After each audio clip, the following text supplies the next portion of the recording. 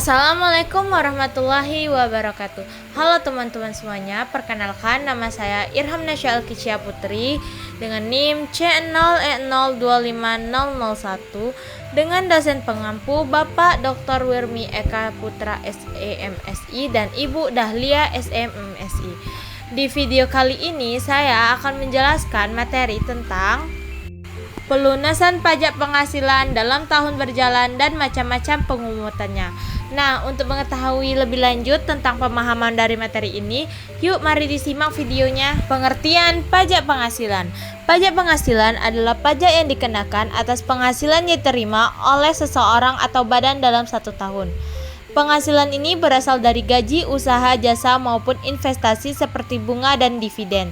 Semakin besar penghasilan seseorang, maka pajak yang harus dibayar juga semakin besar karena mengikuti prinsip kemampuan membayar. Dasar hukum pajak penghasilan.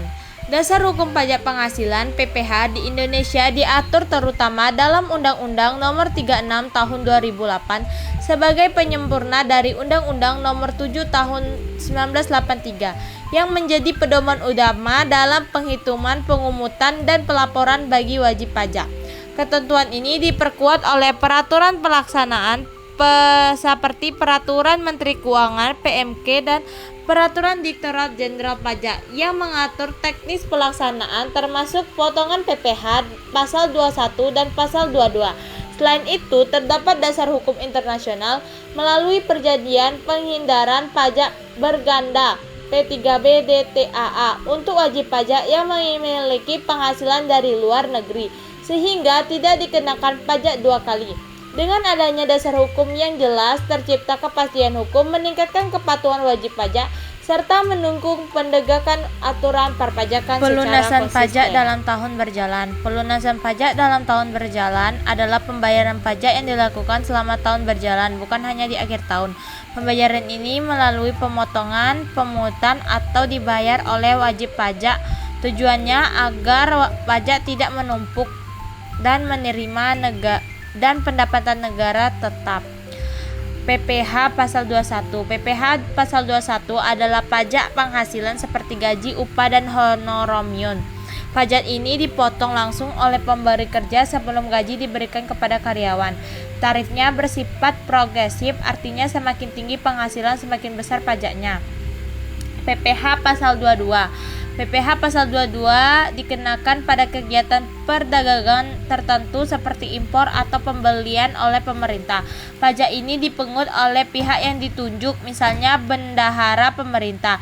Tujuannya untuk mengamankan penerimaan pajak sejak awal transaksi. PPh pasal 23. PPh pasal 23 adalah pajak atas penghasilan dari jasa, bunga, dividen, dan royalti. Pajak ini dipotong oleh pihak yang memberi penghasilan. Bukti potong yang diberikan bisa digunakan sebagai kredit pajak di akhir tahun. PPh pasal 24. PPh pasal 24 mengatur pajak atas penghasilan dari luar negeri. Tujuannya untuk menghindari pajak berganda sehingga pajak yang sudah dibayar di luar negeri bisa dikreditkan di Indonesia. PPh pasal 25. PPh pasal 25 adalah pembayaran pajak secara angsuran setiap bulan oleh wajib pajak. Besarnya dihitung dari pajak tahun sebelumnya sehingga beban pajak tidak menumpuk di akhir tahun. PPh pasal 26. PPh pasal 26 dikenakan pada wajib pajak luar negeri yang memperoleh penghasilan dari Indonesia. Biasanya tarif sebesar 20%, namun bisa lebih kecil jika ada pinjaman antar negara.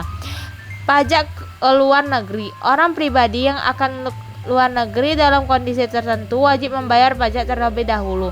Namun tidak semua orang dikenakan karena ada pengecualian. Pajak ini bisa dihitung sebagai pembayaran di muka. PPh pasal 4 ayat 2. Pajak ini bersifat final, artinya tidak dihitung lagi di akhir tahun. Contohnya seperti bunga, deposito, sewa tanah, dan hadiah undian. Setelah dibayar, kewajiban pajaknya sudah selesai. Sistem pemungutan pajak. Dalam perpajakan ada 3 sistem pemungutan pajak digunakan. Sistem ini menentukan siapa yang menghitung dan memungut pajak. Yang pertama, Self Assessment System. Pada sistem ini wajib pajak menghitung, membayar, dan melaporkan pajaknya sendiri. Pemerintah hanya melakukan pengawasan. Sistem ini membutuhkan kejujuran dan kesadaran wajib pajak.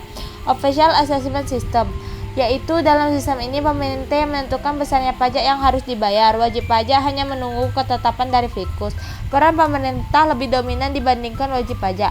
Withholding system. Sistem ini dilakukan oleh pihak ketiga yang memotong atau memungut pajak. Contohnya perusahaan yang memotong gaji karyawan. Sistem ini membuat pajak lebih mudah dikumpulkan. Hubungan pungutan dan pelunasan. Pungutan pajak adalah pembayaran di awal melalui potongan atau pungutan, sedangkan pelunasan adalah pembayaran sisa di akhir tahun. Keduanya saling berkaitan untuk memastikan wajib pajak dibayar dengan benar. Nah, segitu dulu presentasi video dari materi saya. Semoga bermanfaat untuk teman-teman semua. Wassalamualaikum warahmatullahi wabarakatuh.